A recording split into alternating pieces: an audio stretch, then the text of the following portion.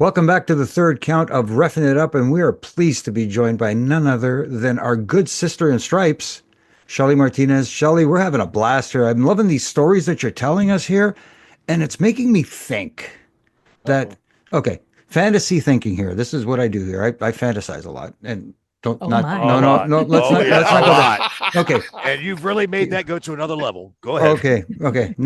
But taking it on, making a left turn here. Let's say you happen to find yourself in a DeLorean and you were able to take yourself back to 2006, Shelley. What is one piece of advice you would give that Shelley Martinez? And would she listen? I would tell that Shelly, don't change a thing, but don't lose hope because I'm a butterfly effect person. Mhm. And the people in my personal life right now, I literally would not have, I wouldn't be sitting here right now chit chatting with you fellas if anything changed. So I would tell that Shelly, look, just go through the things. I'm not going to tell you, you're going to go through a lot, but just don't stop and don't give up. You're going to sell yourself short. You're going to feel really bad. You're going to get fat, but you're going to get through it. You need Dr. Phil again. But that's what I would say.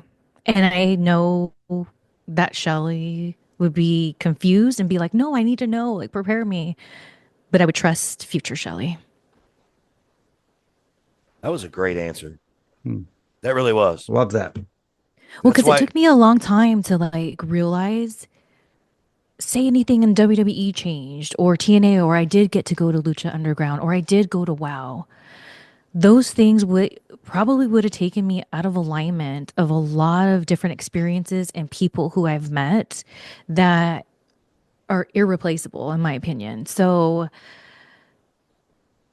nothing could change. As much as some of it sucked and I hated it,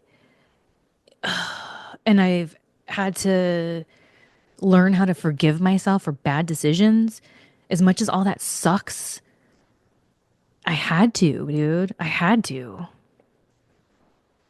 so Shelly, I have to ask you this, okay? And this is fresh on my mind. I was just asked the question this week, and I'm gonna ask it just the way it was asked to me. If someone came to you from WWE, a higher power up, and said, "Look, we want to bring you back, and we want your idea of being packaged how you want," what would you do? What would your stipulations be? And would you even do it? There was a time that for many years, I would say, I don't care if WWE offered me $1 million, I'd never go back. But you know that's horseshit.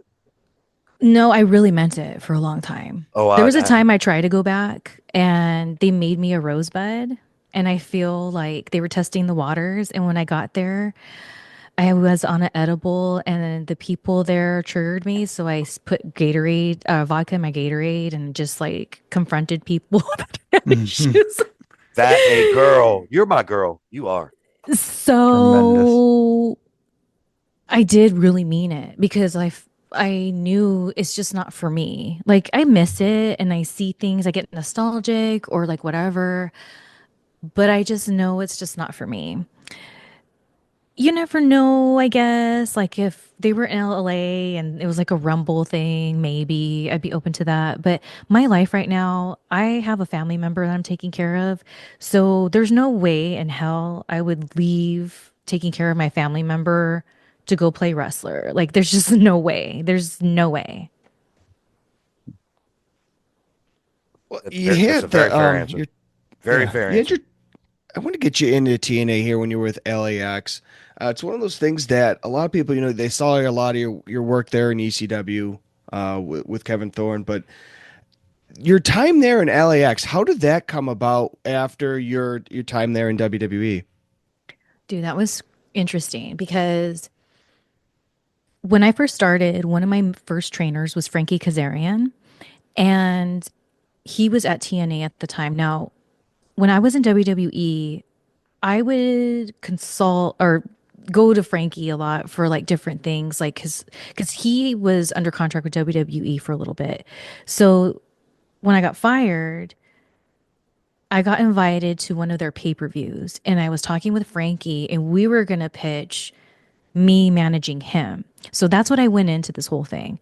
And then when I got there and we pitched it, it was like towards the end of the evening, Terry Taylor came up to me and he was like, "We really think that we want you to be with this LAX group."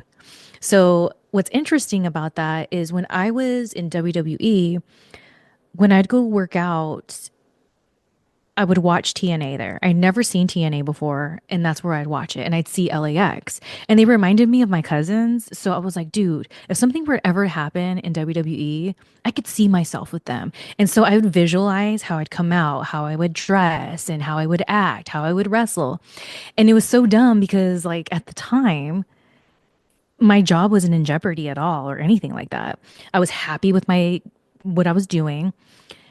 And when he said that, I knew, yeah, that's what I'm supposed to do. As much as I want to be that old school way, the full circle with Frankie, it made sense. So stepping into that character, I had already been preparing for it for like 6, 7 months before it existed to me. It's so weird. That's crazy. So I want to Yeah. ask you. Oh, Oh, well, go ahead, Jimmy. Go. No, No, please. you're following up here, right? Well, it's not. No, I'm not actually following up. Oh, okay. Neither was I. All right. Yeah, this So, was Shelly, I want to go back to 2005 for just a second here. ooh, flashback. DeLorean again. Yep. You got under a developmental contract with WWE, and then of course you were ushered to the primary developmental territory OVW, using your name just Shelly. And you were working with Beth Phoenix. Beth Phoenix, like what a superstar, what a Hall of Famer, in my opinion. Um, can you touch on those years because you have to go back sometimes because I do too, where I go back and I go, Jesus Christ, I work with this person, that person. You know, what did that mean to you? It had to mean something, right? Oh my gosh. Okay, so OVW to me was like my college, you know? Mm-hmm. It was my college years. When I first got there, this is such the funny thing in my career. So when I first got there, Tommy Dreamer told me that I was going to be going to TV really soon, and I was going to be with Gangrel, Jimmy Wang Yang, and this guy Kevin Seven, who ended up being Kevin Thorne, Mm-hmm. and we were going to be like a new brood. So it was like the day the office would come in and like see what we got. So I was dressed for the thing, and then I was like, "Where's Kevin at? We're supposed to film this thing." And that's when I found out that Jimmy Wang Yang, him, and Gangrel all got fired. It was like right after WrestleMania when they do the sweeps. So I didn't know what I was gonna do. I was like, wait a minute, like I was gonna be this vampire, like, and now I'm not, and like what? Mhm. And so Beth came up to me and she was like, hey, I at the time she was working with Aaron the Idol Stevens, aka Damian Sandow. And she was like, we've been doing this kind of preppy gimmick, but we want to change things up and have it kind of like a Batman Two-Face character where he has two girls and one, we're both still heels, but one's more like the, sugar and spice, like kind of thing. And I was like, oh my gosh, yes, I love it. And so that began my relationship with them. And I will never forget it because that time in my life and just everything that was going on and everything. It was just like I needed that them like and the way they performed and the friendship that I had with them. And we even got tried out on the road. We did a loop. And this is what my infamous, I always tell my WrestleMania moment for me was not actually WrestleMania. It was in Jamestown, New York with Beth and Aaron. He was wrestling Matt Hardy and Beth distracts the ref.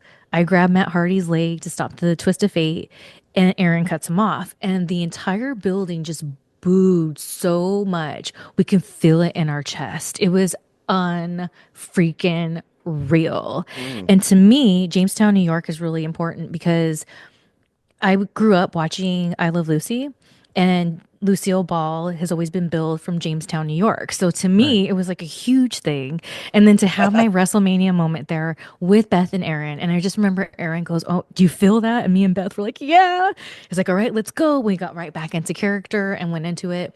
So I carry that with me, and I'll never forget that. And then when I first started wrestling, what made me fall in love with it was hearing these local vets have the road stories, Mm. ribbing each Mm. other, these horror stories at the hotel and this and that. That's what seemed attractive to me. I was like, whoa, I want to have stories like that. I want to have moments like that. Like, Right. these are things you just don't even hear about. It's like, what? What happened?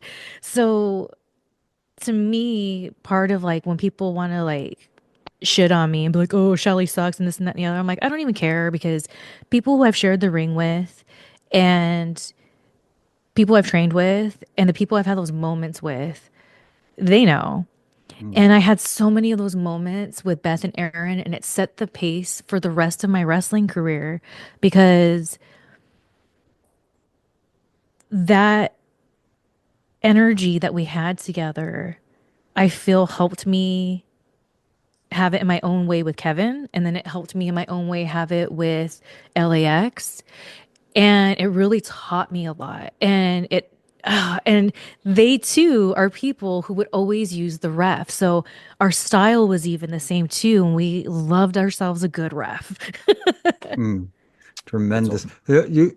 You couldn't score any more brownie points with me. I know, right? Now that you said you're an I Love Lucy fan, for these other guys won't get it, but I do. hey, I love Hmm. Lucy. tremendous. It's gotten to the point where I go to the dentist office, he knows, and he puts it on the TV up there while he's drilling in my mouth. That's how much of a fan I am. I got a question for you because another good sister in stripes. Do you watch current product right now? Do you I pay attention? don't. I don't. I see things Oh, online, hmm, but okay. I was just gonna ask That's you what you good think. girl. Good girl. Yeah, what you thought of the current state of officiating now, and well, here's mm, the thing. When I got fired, I didn't really watch WWE anymore. And it wasn't so much because I was so bitter about whatever. It kind of was, but it was more so like I got my wrestling fix at shows. right. So before being on the road in WWE, yeah, I'd watch it and this and that, but then like not even as much as I did before getting signed because when we're at OVW, we have shows and then we have to review it, or seeing it live. That's where I'm studying. And so when I was in TNA, I was doing that. Like I love watching the monitor and everything and watching TNA. And so after all of that, I just didn't really keep up. And I would just because of social media, even though it wasn't what it is today, that's how I kind of keep up with things or whatever. But I wasn't tuning in.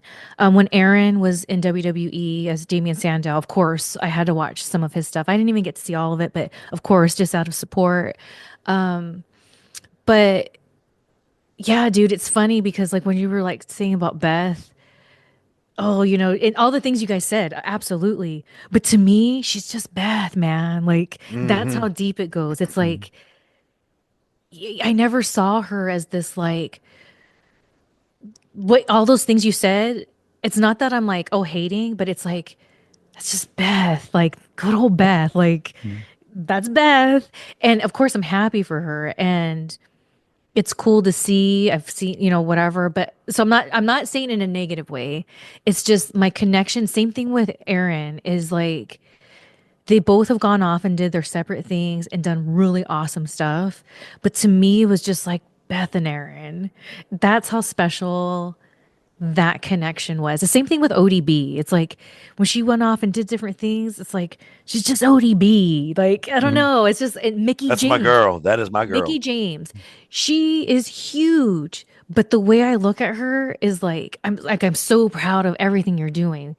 But it's Mickey, girl. Like, let's Yeah. have a mm, drink. yeah. So that's kind of like what OVW brought to me was these cool, like knowing these people before they became famous and seeing them kind of get effed with from the business, but they Mhm. still made it. And that's why, like I'm saying, is like it's not a negative. It's just like yeah, like I remember one time texting like Mickey, like always remember you're Mickey F and James, man. Like don't you forget Right. that, Mhm. and like Beth, one time we text and it's just like, I don't know. It's just this whole thing. And Beth and Aaron are just so special to me. And then going back to the I Love Lucy thing, I used to have two mini pinchers named Fred and Ethel Mertz. God rest them soul. Fred lived to be almost 21 That's- and Ethel lived to be 15.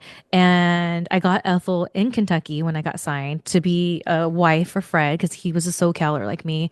Mhm. So yeah, dude, I know all the episodes by heart. Tremendous. That's crazy. So Shelly, real quick too. Another thing, Conan, to my knowledge, unless you want to correct it, was a big influence on you as well, or maybe not. But I know that there was a partnership of sorts. Correct? Is that wrong or not? My interaction with Conan isn't so much, but when it has been, it's a connection. You know what I'm saying? Like, Yeah. I don't even know how to say it. It's like he's not somebody like I have this like so much experience with, but first of all, seeing him with LAX, that was the way I saw it was like all the people that were in it and then me, like not just me, Homicide and Hernandez, it was like the whole group, the gente. So Mm-hmm. like, and then Conan did a lot of stuff in Mexico. And back in the day, there was a couple years before I got signed, I was just doing lucha. And so like Conan was like the introduction to me of just really being a well-rounded worker, like whether it's the lucha market and then using that he has his American market and vice versa. And I don't know, like man, I need to sit down and have a good little talk with Cohen. like, Mhm. like a couple hours or something like that. But yeah, dude, and I'll never forget there was this one show I did in Mexico and I botched. I take full responsibility. And so Well, we I all just bots, by the way. Yep. yeah, Mm. yeah. And so I just remember I was so glad he didn't see my match because I was like, oh my God, not Conan, please. And Mhm. so afterwards I saw him. He's like, oh, so how was the match? And I looked at him, I said, you know what? It was a learning lesson. Now I know what to do, not to do next time. And he just looked at me and I got so scared. Like he was going to be like, oh man, this girl's the shits. And he was like, well, it sounds like that was a success then. If that's the way you came out of it, you learned something. Just remember Mm. that. And like little things like that, you know what I mean? Like, and going back to that confidence, Dr. Phil, it seems like whenever I've needed that little confidence because I've lost it, that's when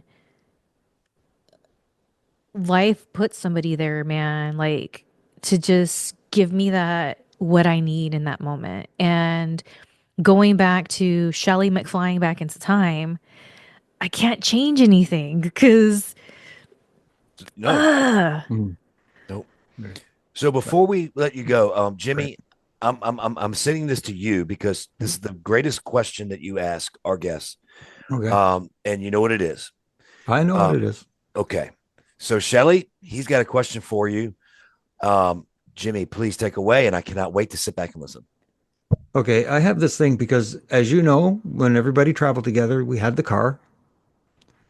I always like to know if you were able to go back and pick three or four At the of most, at the most. at the most people that you can have in your car. First of all, who would be driving and who would be the rest of the car?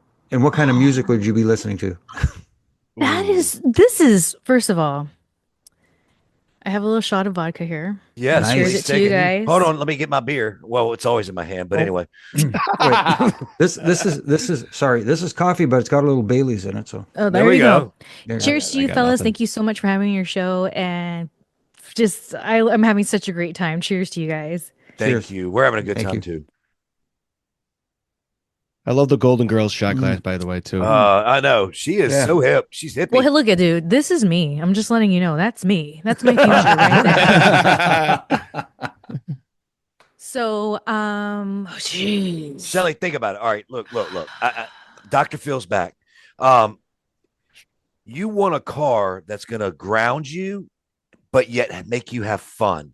Not necessarily your best friends. That's not what he's asking. He's saying you're a ride or die car. People Mhm. that are going to make you go down the road, stay straight, but yet be fucked up if you want. But a good, strong car is always asking.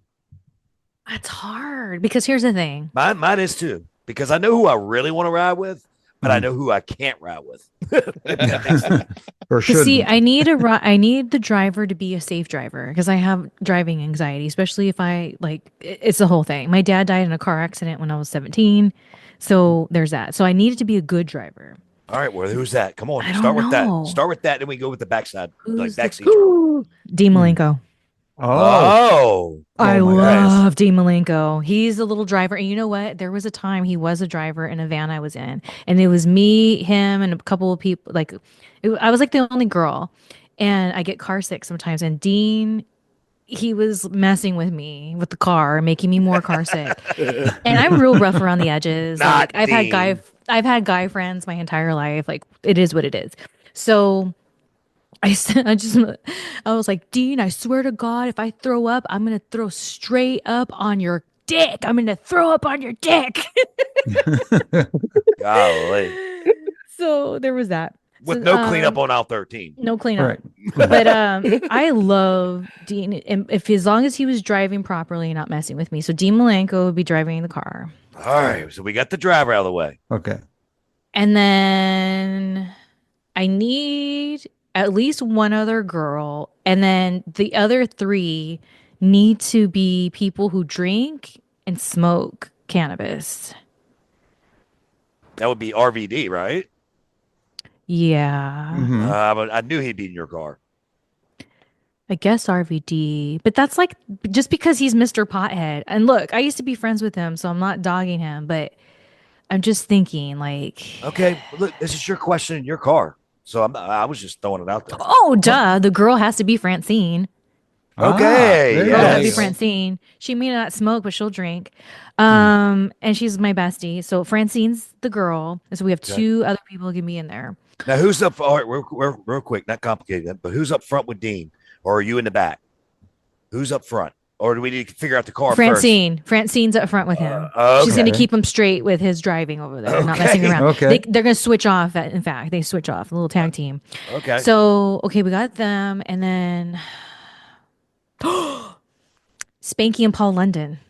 Oh, my Oh Lord. my great. Ooh, What a boy. tandem.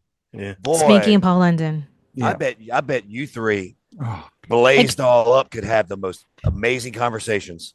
And can I throw Aaron in there too? Because can he squeeze in? I mean, he oh, can get in the sure. trunk. Why not? Throw him Okay, in the trunk. Get the large size. Get the SUV Yeah, yeah. with the third row. Pay Easy. a little extra. We'll make Aaron pay Yeah, for it. We'll yeah, he'll why pay a not? little extra. So yeah, that would be my car. That is a very That's interesting amazing. car. Paul London is a great pick. I was talking with him last week, believe it or not. And one thing I love about Paul is you don't have to worry about him holding back. I know I've been trying to get a hold of Paul London. I feel like he's been kayfabing me. Really? Yeah, I've hit him up on social media. I've tweeted him publicly on social media. I've had people that I know tell him that I'm trying to get in touch with him. And here's the thing. My whole thought was he was on this podcast with Renee Dupree, and Renee Dupree was talking shit about me. I'm wondering if he's thinking I'm going to bring that up, but what I need to talk to him about has zero to do with anything like that. It's something very, very serious that I need some answers on. And so I really wish that Paul London would get back to me. Well, why would Renee shit on you? He shits on everybody. Who cares? Let him. Who cares? I don't know. The thing with him, again, going back to my OVW days, something happened with me and him. Not like that, but like there was a moment, like I don't remember, but something happened to where I remember getting snippy with him. And what sucks about that is when ECW, we were by ourselves. He's one of the people that I drove with one time. And we talked music, we talked like movies, like he at the time, House of a Thousand Corpses was on and like or out there and like we both liked like Rob Zombie and all this. And I had a really good time. So I can't remember for the life of me what happened to where I just remember being at OVW and like being a like bitchy to him, but I don't know why. And he told some story because on his podcast, because people kept tagging me on it. I'm like, what the hell? And then not only that, a couple or way back when I was doing the indies, I had this boyfriend and he helped book like other people's shows or whatever. And he was like, where's your heat with Renee Dupree? And I was like, what are you talking about? And he was like, he needs girls to go to Canada, but he said, not Shelly. And I'm like, what? Like, okay. And so fast forward, fans keep tagging me and like these videos are saying, what do you think about Renee saying this, that, and the other? And I was like, okay, I gotta watch this. And then I kind of forgot about it. And then when I started looking up Paul London because I have some questions for him that I need answered, that's when he popped up that he was on this podcast with Renee. So when I went to Renee's page, I saw a thumbnail that had my picture on it, and I clicked on it, and it was like that game Murder Mary Oh shit. F, and he was like, I know who I murder Shelly Martinez. Da, da, da, da, da. And so like he's done a couple of videos where he's like talking shit. He talked about Fred and Ethel, but didn't even call them by their names. He said Hansel and Gretel. And it's like, no, bitch, it's Fred and Ethel. You're remembering things wrong. He's mixing things up. And what's interesting is if I'm such a bitch, why? Why Rene Dupree did he give me literally the shirt off his back? He had this very like limited edition Rob Zombie House of a Thousand Corpses shirt, and it was like had shrunk or something, so he couldn't really wear it. And so he knew I was such a fan. He's like, "Do you want the shirt?" And I was like, "Yeah." And I had it for a really long time until that boyfriend told me, "Oh, Renee said not Shelly." I said, "Fuck him," and I threw that freaking shirt away. So I have no idea. I don't know if what I don't know, but Paul London needs to get in touch with me, please. I just need like 2 minutes of his time. That's it. Maybe he's scared of your questions. I maybe, but here's the Hmm. thing: Paul and I kind of go back into like when I first started era, and we've always been really cool. I've even like traveled with him on the road, and so it's like we were always cool, and I don't understand why he's kayfabing me, brothers. Hmm. Hmm. Well, while we consider that, let's do this, Shelly. Why don't you put out all? And by the way, it sounds like Renee might need Dr. Phil over here. Hmm. But let's Maybe. Uh, so Shelly, put out I all was your going to say social I media. was going to say something else, but never mind. So Shelly, here's your time, your floor. We're gonna shut up. We'll probably take a shot while you do this. Go ahead and put out all your social medias, anything you have coming up if you do, and it's all good. The floor is yours, girl. All right. Well, it's really simple. If you just go to shellymartinez.net/links, everything's there for everyone. Nice and organized. I got my Twitch channel, I got my YouTube, I got my Instagram, I got my exclusive content, which is my secret society. I got my podcast stuff up in there, Vampire Radio, the Smokeout with Stoner Jesus. And by the way, the Smokeout with Stoner Jesus, let me tell you guys something. Mm-mm. In the midst of all this Renee Dupree talking about me, because we've been doing our podcast for almost 5 years now. Um, Stoner Jesus has tried to get Renee to come on our show so we can talk about what the F the problem is. Mhm. But I think at one point he blocked Stoner Jesus. So going back to the Renee Dupree thing, I tried. Hmm. But Wow. anyways, I'm gonna reach um, out to Renee and do tell him it. to put his tampon in and just go and do Tell it. him we have him come on your guys' show. I'll come and we can talk it out. We won't tell him. We won't tell him. We'll just have you join. Oh my God. Yeah, you Imagine were I'm running. down. I You were swear to God, running. I'm down. I swear to God, I'm Wow. down. RJ, are you jotting this down? I swear to Yes. God. No, you're not. You need Dr. Yes. Phil in your life too. See, I'm writing. I'm writing. See, pen writing. So now RJ's kayfabing us. I know. Okay, all right. I get it. I See, see what's going on. Shelly, if it's the one thing, if they ever ask me a question, yes. Got it. Got it. He Are understands. you? See, you're an I Love Lucy fan. Maybe Hogan's Heroes. You're aware of that? What's Yes. that? Sergeant Schultz. Oh, yeah. Oh. Schultz. Yeah, I know nothing. Oh. I know nothing. Well, Shelly, thank you so much for joining us. I really do appreciate it. I enjoyed meeting you when we met, and we obviously we had to have some kind of connection. We got each other's phone numbers and things like that. So, and I do remember working with you at that marathon freaking TNA show where it was the all girls pay-per-view knockout thing. Do you remember that? Oh, yeah, of course. Holy Jesus, I remember it too because I'll never forget it. I thought it would never end.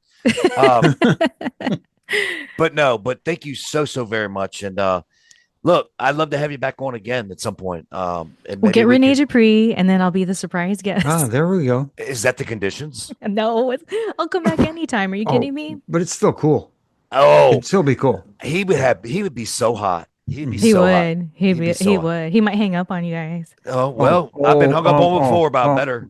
Oh yeah, exactly. Okay, well, we'll just give him the phone number. Dial 911. Yeah, there you go. Wow. And I love Renee. I do, and I think that I can't understand why the guy's ducking. I mean, I'm So gonna here's the. I'm gonna reach out. I liked him too because I felt like he was the type of person that like what you see is what you get, and that's what I liked about the guy. I just can't remember. So you got to ask him what happened between you and Shelly Martinez. I may as soon as we're done, I may text him and just ask him. Ask him because I know it's something. I can't remember, but what I do remember is even though he can come across douchey, he is like what you see is what you get. And maybe that's why when we had that car ride and we were on that loop together, we got along so like where we had the talks we did because we both are just straight shooters. And I love straight shooters. I love busting balls and I love straight shooters. And that's a Renee Dupree. So I'm not sure. So you got to find out for me, man. To me, if it's a Dr. Phil, just a hypothesis, it's you got on a subject where you're both very strong oppositely, though, and it came to blows, word, verbal wise. And I think it kind of, to me, it sounds like it kind of got mixed into that. If I were to guess, I guess, but dude, you're going to say, oh, I know who he said on his video something like, I wanted to murder her the first second I saw her or something like that. And it's like, what? yeah. Okay, obviously something happened, but not the first second you saw me, you always hated me. No, dude. Right. We'll get to the bottom of this here at Reffing It Up. We'll figure it out. Mhm. And when are we going to come on your podcast, by the way? When I get my shit together, because Okay. We'll get your I've been shit together. all over the place, very inconsistent, but I'm slowly getting my shit back together. Okay. Well, I only want to be on it when your shit's together. Of course, duh. Okay. All right. Well, thank you for wearing your stripes and representing the Reffing It Up crew. And Shelly, thank you so very much, girl. If you need anything, you got my number. And I really do appreciate your time. I really do. And thanks for having me.